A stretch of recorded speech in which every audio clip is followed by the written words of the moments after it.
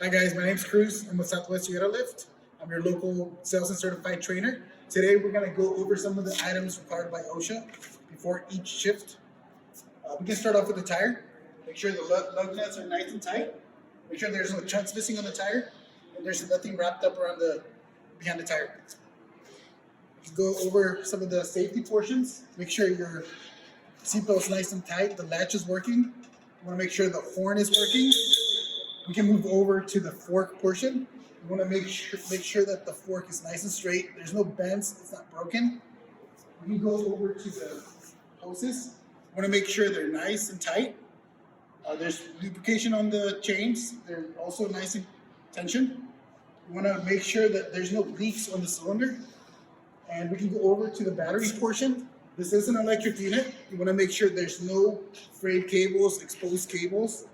This unit does have a watering system. It is indicating that the water levels are low. We might need to check it. We can get a closer look at our checklist.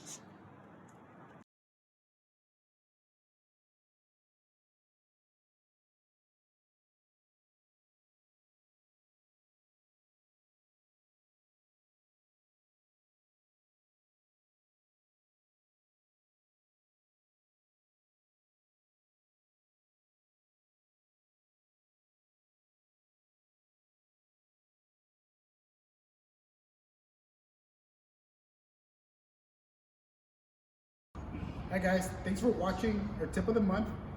Stay tuned for the next episode.